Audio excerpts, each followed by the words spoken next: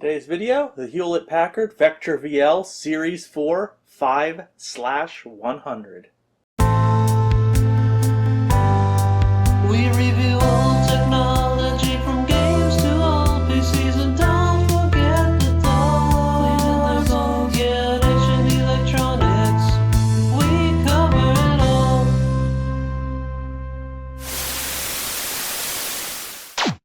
So today's video we're just going to be looking at this little desktop Pentium class computer from Hewlett-Packard, and this is the Vectra VL, specifically Series 4 5/100. Not sure about all this, but usually the number after the slash would be the CPU speed, and that is indeed what's in here. We have a 100 megahertz Pentium CPU.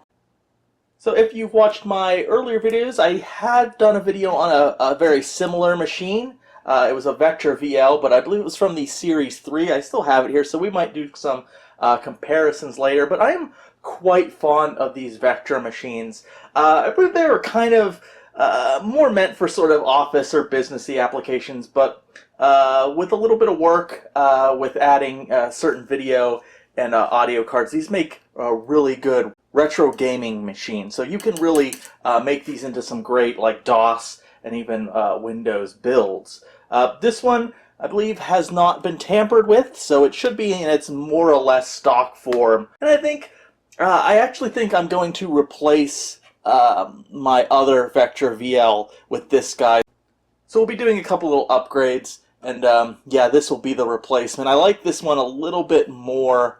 And it's actually not really yellowed at all, whereas my other one that I have been using is really yellowed. And I know I can retro bright it and all that jazz, but I don't know, I just like this one a little bit more overall. So I will be replacing that machine with this guy here. But before we do any upgrades, let's just kind of take a look at it, how I acquired it, which I believe is mostly stock.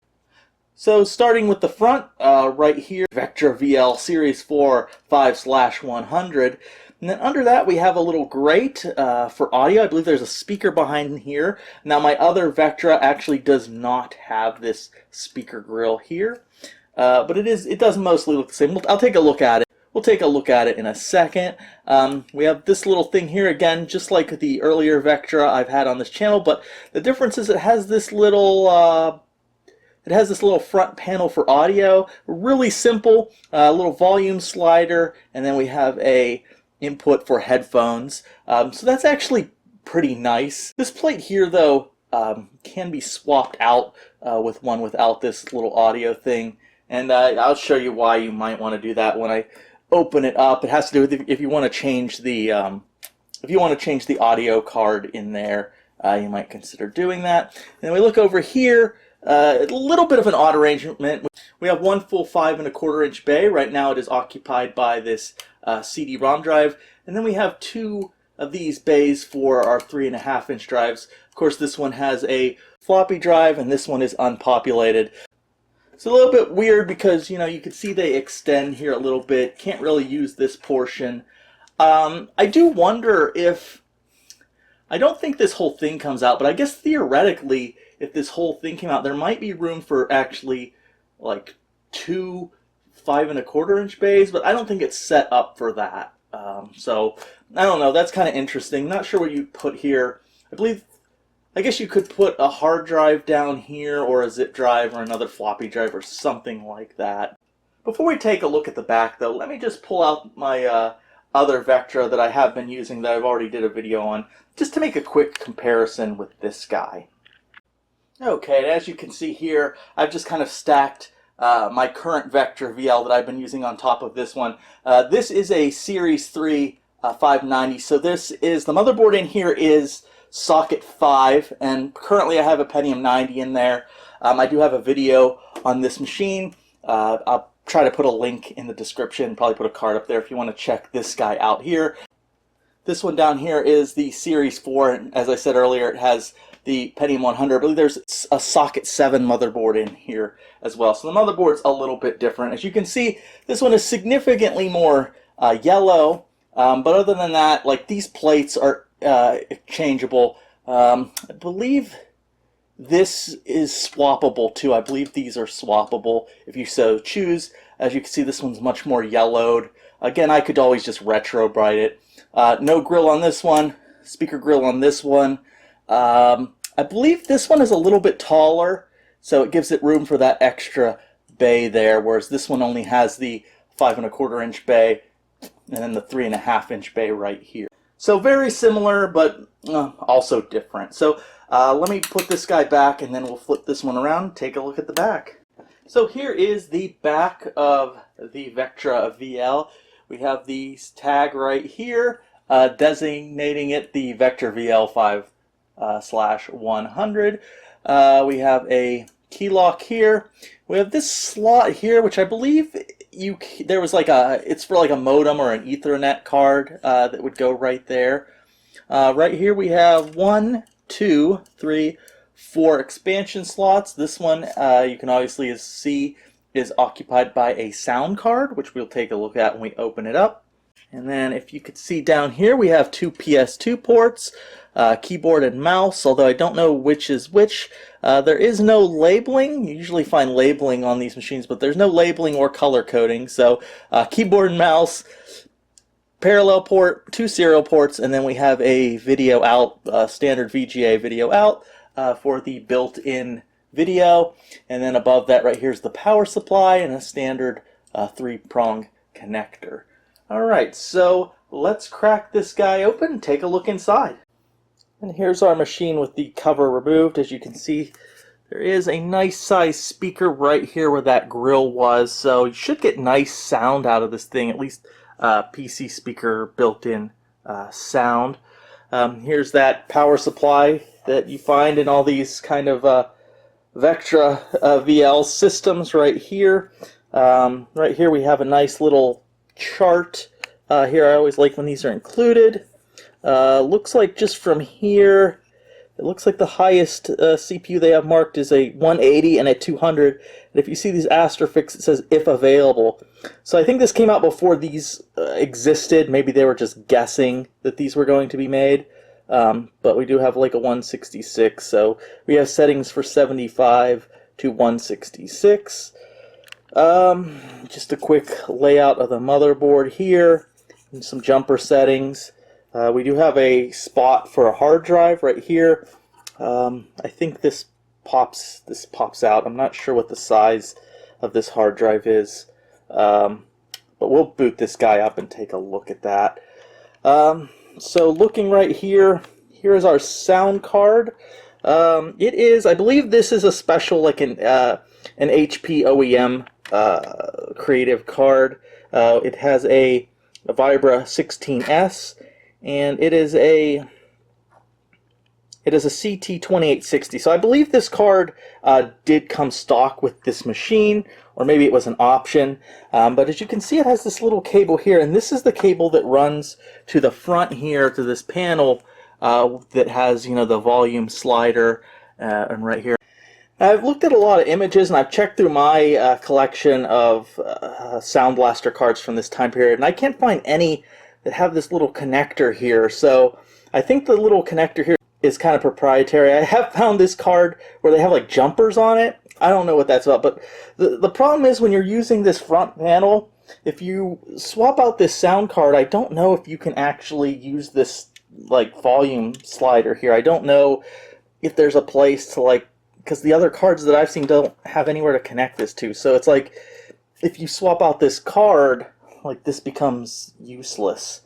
There might be a way around that. I don't know, but it's a little bit annoying. So let me take this out and let me remove. This is pretty easy. It just kind of comes out, and then we can get a better look at the board. So taking a little bit of a closer look at this sound card here, it does have a nice wavetable header here, and it does have a real Yamaha OPL chip. So overall, this seems to be a pretty nice card. It checks most of the boxes. Some people love the Vibra chip, some people hate it, but hey, I mean, other than it being like slightly proprietary with this thing, but you can detach that, and this should work in any machine. So it seems like, you know, a very usable Sound Blaster 16 card. And we also see right here, this is a speaker connector, so it connects straight to this speaker right here. Now earlier I talked about this slot here, and I thought that like this was a slot to add like a modem or some kind of Ethernet card or something. And if you can look in here though, it doesn't look like there's any kind of, I know it's dark, but it doesn't look like there's any kind of like connector there. I think in some models there may be like a connector to install. I think my earlier Vectra VL has a connector right there that you can add a card there, but I don't remember. I'd have to double check. But on this machine, there's nothing there. As you can see, there's our hard drive connected there upside down, and then there's the CD drive. I was thinking about putting a zip drive in this slot because I have it, and it'd be a little bit convenient, but I don't know. I don't know if I want to like pull stuff out and fiddle around with wires and do that. I'm not sure if it's worth it at this point. And for those wondering, this is the hard drive that, I don't know if it's the original hard drive, but it's the hard drive that came with the Vectra when I acquired it.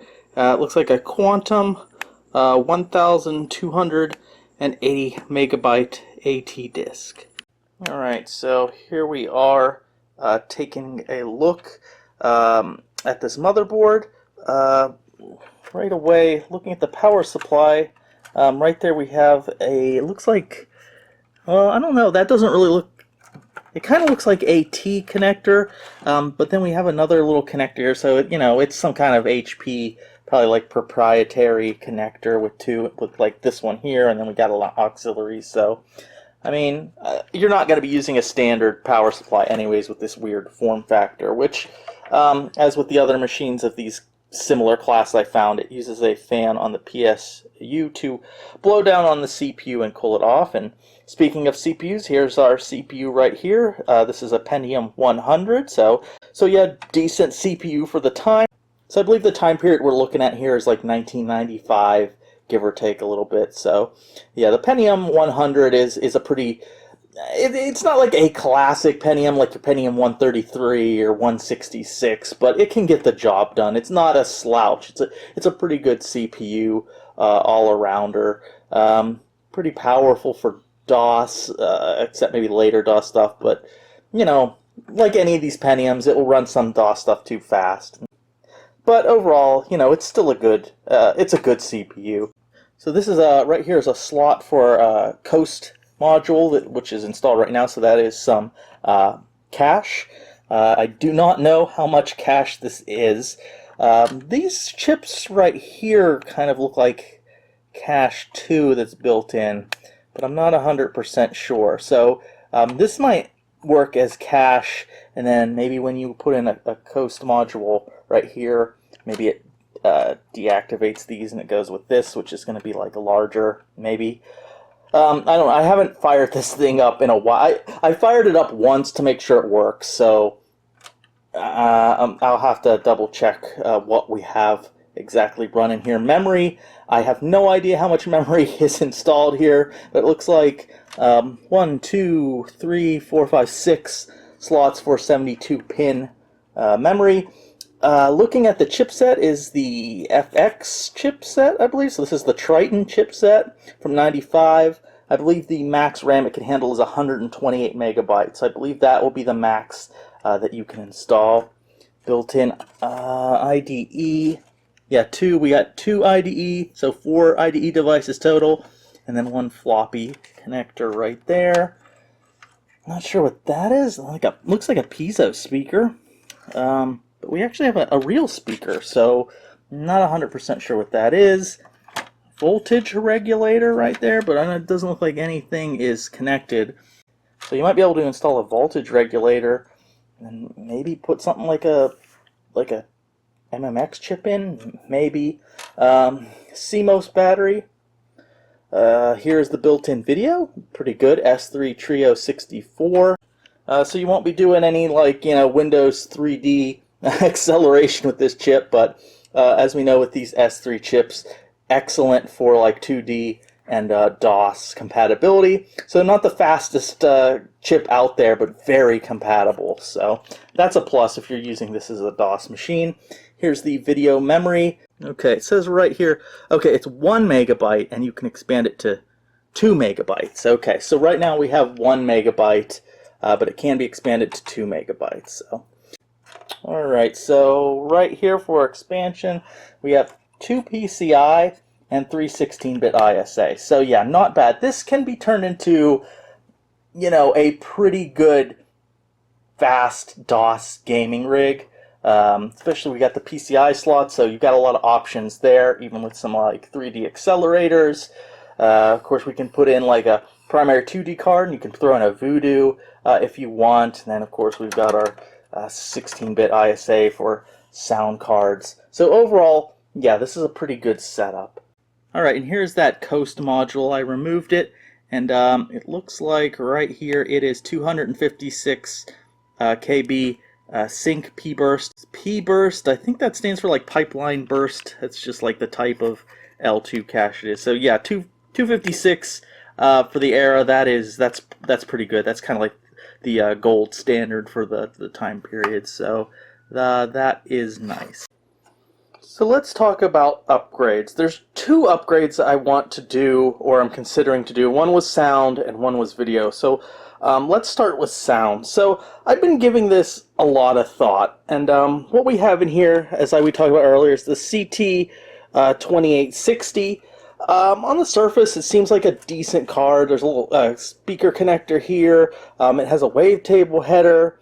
It has an actual Yamaha OPL chip somewhere right here. It is the Vibra 16S, which, you know, I've heard mixed things. Some people don't like it. They don't like the sound of it. Some people say it sounds cleaner than the regular older version chips that were on these cards. This is kind of like the card, it's like an OEM version that came for this machine, and it has this little connector that goes to that front panel with the volume slider and the microphone jack. So there's a lot of things going for this card. The negatives is it does have the hanging MIDI bugs. So because I do want MIDI capabilities on this, and I do have this thing still kicking around. This is the Wave Blaster, and I'm probably going to attach it right there. So I'll have some, I'll have my OPL 3 FM, and then I'll also have this built-in MIDI. I don't have to connect a MIDI module or anything.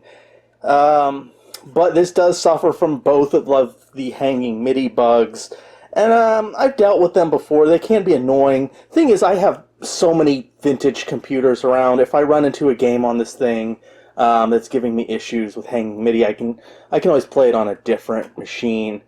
So I don't know. I don't think it's like every game, but there are a significant number of games that suffer from the hanging MIDI bug. So that's an issue. Also, unfortunately, I've read on Vogons from a couple sources that this is a fairly noisy card. So, you know, even with, like the mic and the amplifiers and stuff turned down, there's still a lot of background noise. That bothers some people a lot. I'm not really an audiophile very much. I don't like it, obviously, but it doesn't, like, bother me that much. So, I don't know. I can replace this, but then again, I'm just going to have these won't function, because I don't know of a way to kind of like rig this up. This connector's only on this card as far as I know. I can swap this whole faceplate out with the one I have on my other Vectra that doesn't have these, but I kind of like them. It's kind of cool. So I think for now I'm just going to go with this card. I'm going to put the Wave Blaster on it, and I'm just going to go with it. I guess if I really hate it in the future, I can always swap it out. But so yeah, for right now, I'm just going to go with this card. It kind of goes with this machine anyways, so that's what I'm going to do for right now. Alright, so that guy's installed there. I had to move it up one slot because with this card it was hitting the RAM. And speaking of RAM, that reminded me, I am going to be doing a slight upgrade. So we have all these sticks here for, I believe it's 32 megabytes. And that's an okay amount of RAM, but I'd like to add a little bit more. So I'm going to remove all those and add these two 32 megabyte sticks for a total of 64 megabytes. So that should give us a nice little memory boost here. We will be running DOS 6.22 as well as Windows 3.1 on this machine. Alright, so our memory should be upgraded, so let's talk about video. So this Trio 64 here, that is not a bad chip. Very good for 2D and DOS, very high compatibility. It is only 1 meg. I can expand it to 2, but I do not have any extra memory for it. So I am going to add a couple cards. So the first card I'm going to add is a card we have seen before, and this is my Orchard Righteous 3D, or Righteous 3D Orchard card. This is a Voodoo 1 card, so this is a 3D accelerator only, so obviously I'm going to need a 2D card to pair it with.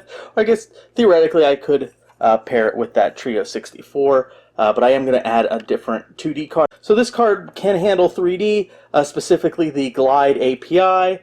There actually are a handful of DOS 3D Glide games, and overall this is a good early 3D accelerator, probably the best of the very early 3D accelerators.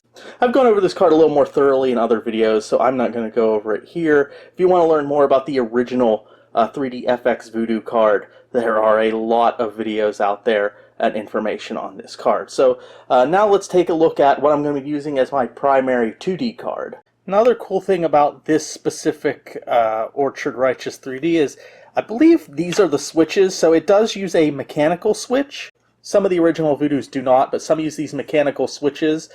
So when you play a game that uses Glide and supports the Voodoo one, you will hear an audible click sound, which I don't think it makes a difference between the ones that don't use mechanical switches. I don't know if there's any benefit or anything, but I don't know. Sometimes it's kind of cool to hear that mechanical like click when it's switching over to the Voodoo support mode. Okay, so for 2D I'm going to be using this guy. So this is the Diamond Stealth 64 2001, and it uses the legendary Arc Logic chip here. This specifically is the Arc 2000 PV. So the Arc Logic chips are known to be very fast 2D cards. So this card is known to be pretty fast for 2D, in DOS and Windows. Memory, I think this is either a 2 megabyte or a 4 megabyte card. I'm not 100% sure. There is some memory on board, and then this extra memory is added. So it might be just a 2 megabyte card, but it might be 4. I'm not 100% sure. But yeah, compatibility with this card is very good. Probably not quite as good as the Trio 64, but still very good. These are kind of legendary in VLB bus cards as being like one of the fastest, if not the fastest, VLB type video card. This is PCI, of course. So this should be a really good, really fast, compatible card. This chip is right up there with like maybe the ET 4000 in DOS. I don't know about the ET 6000. The ET 6000 might be a little quicker than this guy, but I'm not 100% sure. I never tested them against each other. Personally, I really like these Arc Logic PCI cards for sort of a fast 2D card if you're running DOS or Windows 3.1. They pair well with an original Voodoo card. They're not too expensive if you look around on eBay, at least last I checked. They can get kind of pricey like most vintage hardware, PC hardware these days, but you can, at least I was able to find this for like $20-ish if you're really patient, give or take. If you're looking for something similar but you don't want to go with the Arc Logic cards, some of the later, like the PCI Vision cards, the ATI Mach 32 or 64, those are decent cards too. And of course the Sanglabs ET6000, which might be even a little faster than this card, but those tend to be pretty expensive. The ET6000 cards can be expensive. Yeah, this is a pretty good video card. So I've been told from my previous experience with this card. I really like it. So let's install this guy, and let's run a few tests, see how it compares to the built-in Trio 64. See if this actually is any faster, and if it is, how much faster. And of course, before I run the benchmarks, I do want to boot the machine up, make sure everything's working fine, and check out DOS, and of course go into Windows 3.1 and just make sure everything's running good, and then we'll do some benchmarks. And here we have the results of some benchmarks I took. The red line is the Trio 64, and the green is the ARC 2000 chip, the ARC Logic, the PCI card. And overall, if you look at these benchmarks, the ARC Logic does edge things out a little bit. It does have the overall advantage, but it's not a lot. I don't think it scored more than 5 or 6 FPS in any of these tests. Quake, I think they both scored about 28 FPS, so exactly the same. The only one that the ARC had a decent advantage, I think, was Doom. Doom at max settings, it scored about 5 FPS faster than the Trio. Not a huge difference, but probably enough that you might see a small difference there in gameplay. Sometimes every FPS counts, so 5 is might be noticeable there, but everything else, like I said, the ARC Logic is a little bit faster, but it didn't exactly blow the Trio 64 out of the water. That said, I didn't encounter any kind of graphical glitches or errors with either of these cards. I thought the image quality was pretty good with both of them. Maybe a little bit sharper with the ARC, but sometimes it's hard for me to tell. Sometimes they both looked good in my opinion. I'm going to keep the ARC Logic card. It seems to be working pretty well, and like I said, it does have like a slight speed advantage. And I've got Duke playing right now. As you can see, the volume slider does work. It's completely down right now, and if you listen, it does make it pretty loud. So that's nice that there's a little volume slider right on the front. Now, if you detach it in the back, so all I did is unplug the speakers from the sound card. When you do that, it starts to come out of this speaker. Now, for as big as this is, it's actually not very loud, but I'll turn it all the way up.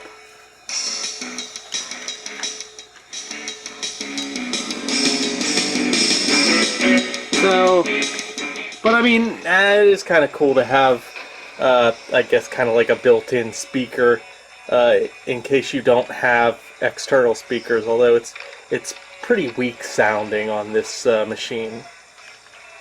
First off, let's take a quick look at Duke Nukem 3D on this machine under DOS. I originally started playing it in the SVGA mode, but you could tell it wasn't quite smooth. It was perfectly playable, but I did rack it down from SVGA to regular VGA mode just to get a little bit smoother gameplay.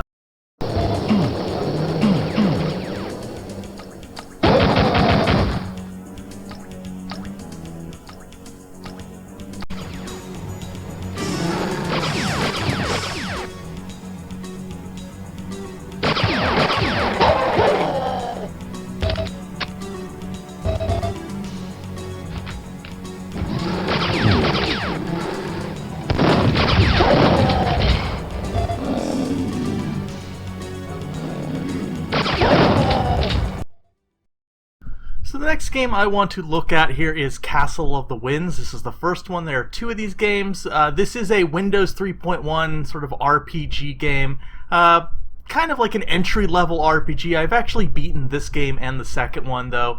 For what it is, though, it is a kind of a fun, like early Windows type RPG. Can get a little frustrating sometimes. You got to do a lot of save scumming, but yeah, you use this little shirtless avatar and you just go around. There's only like 2 or 3 towns in the game and maybe like same amount of dungeons, and you just kind of go around. It's kind of based on like Norse mythology, which at the time it came out was mid-90s. It was kind of different. There weren't a lot of games based mostly on like Norse mythology at the time, so it was a little bit different. But yeah, it's a pretty cool game. Like I said, it's Windows, so you can open up a little window and you know, move things around. It's kind of D&D-esque inspired with spells and monsters, kind of like generic fantasy, but it's still a fun game. I know a lot of people have very fond memories of this game from back in the day. I didn't play it in the 90s. I only discovered it like later in life, but yeah, it was a fun game. And it works, you know, it's not an intensive game, so this computer, you know, plays it easily.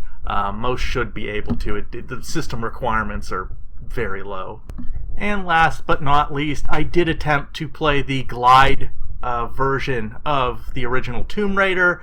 Unfortunately, whenever Glide was activated and we were using the Voodoo card, there were issues. There were like lines through the screen. So obviously it looks like something is wrong with my Voodoo card. You can see it right here, which is very unfortunate. Last time I used this card, which was a few years ago, it worked fine, and it was basically been sitting for the last couple years until now, and now it's got these weird lines. Usually when I see that, it's kind of indicative of a memory issue, like maybe one of the memory modules on the card's gone bad. Maybe. Don't know if it's repairable, but it's quite unfortunate. I would like to point out here that there is a Windows 95 sticker on here. I am not using Windows 95 on this machine, so I have replaced it with a more kind of generic Windows 3.1-ish looking sticker, courtesy of Geekenspiel. Well, I still like these HP Vectra VLs. They're fairly compact. You know, it's not an amazing case design, but I still like it. And, you know, they just pack a lot of potential punch for their size. And they can be made into decent gaming machines, either for DOS or Windows 9X or Windows 3.1 or whatever you're looking to build. You can customize them pretty well for what you're looking to put together. So I think overall they're pretty decent machines, pretty reliable, decent expandability for the case size. So yeah, I still really like them. So this machine in particular is going to replace my older Vectra VL Series 3. It is going to be my main sort of Windows 3.1 machine. I have a lot of other DOS machines that I'll probably be running DOS on more, but if I have anything specifically that requires, you know, Windows 3.1, or it falls into the special little niche slot that this machine fills for DOS and stuff, I'll use it. It's just a good overall compatible DOS Windows machine. So is it really much of an upgrade from my older Vectra VL Series 3 that had the 90 megahertz Pentium? Not really. I mean, the 100 megahertz Pentium is faster. It is socket 7 as opposed to my older Vectra, which was socket 5. So it's a little more maybe versatile as far as the motherboard goes. Obviously, this one has the potential to be made a lot faster. I don't really need that, though. I already have computers that sort of fill that niche, so I actually would have been fine even just keeping a socket 5 board and a Pentium 90. I could still put a Pentium 90 in this, but then, you know, the faceplate and everything. So, but the big draw, the reason I switched to this machine really is just the case. It's just better case than my older machine, the Series 3. It doesn't have the yellowing. It has the nice, I like the speaker grill, even though it is not like a phenomenal speaker. It's actually kind of weak for its size. I still like that option. I like that it has the little volume slider here. I just like it. I just like the case a little bit more, slightly more expandability.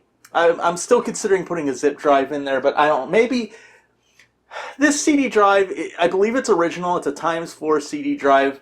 And it works. I have had no problems with it, but it is noisy. It might be on its way out. So in the future, if this CD drive dies and I replace it, when I replace it, I might also throw in like a zip drive. I can't really think of anything else I could put in here. Another floppy drive maybe, but I don't think that's really necessary. So yeah, at the point when this thing dies and I replace it, I'll probably throw in a zip drive as well. But other than that, like a very small upgrade from the Series 3 for me, but I still like it. I just like this machine a little bit more overall. Despite people talking about the noisiness of the creative the Sound Blaster 16 that's in there, it didn't hurt my ears. I didn't really have a problem with it, so I'll keep it in there. The hanging MIDI bug is a little annoying, but I think for most games I'm going to play on this, it won't really be a big issue. And if it is, I'll just play the game on one of my other DOS machines. I do like the ARC logic card. Probably not a necessary upgrade. You're probably still fine with the Trio 64 that's in there. That should be more than adequate for DOS and Windows 3.1. But you always have the option of expanding. I think the ARC logic card is a pretty good 2D upgrade. Didn't see huge numbers as far as FPS goes, but it was noticeable. Kind of a bummer on my Voodoo card. I'm not completely bummed because that is a backup card. I do have another Voodoo one that's installed in another machine and working properly. I'm not sure. Usually lines like that are indicative of like a memory issue, so maybe one of the memory chips on it has gone bad. Last time I used it, which was like a year or two ago, it worked fine, and then it was sitting, and then I put it in this machine. So I don't know. I tried like reinstalling it, so maybe I'll run some more tests. Maybe it was just a fluke, hopefully. But if not, it's a bummer. I guess that card will go next to my, in my pile of cool cards that aren't working. It can sit next to my Rage Fury Max, which I've never gotten to work correctly. So that's unfortunate. But hopefully, maybe it's either repairable or. I don't know. I'll have to do some more testing and try it in different machines and different games and stuff. I just didn't have time at the moment. But yeah, that is the Vectra, the Hewlett-Packard Vectra VL Series 4 5/100. I hope you enjoyed this video.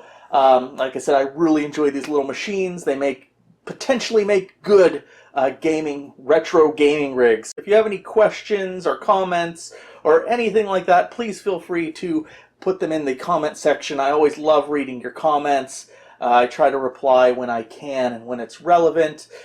Smash that like button. I hate, everyone says that. Did you notice? Everyone says that. They don't say hit the like button. They always say smash that like button. So, I guess you should be smashing that like button. I would very much appreciate it.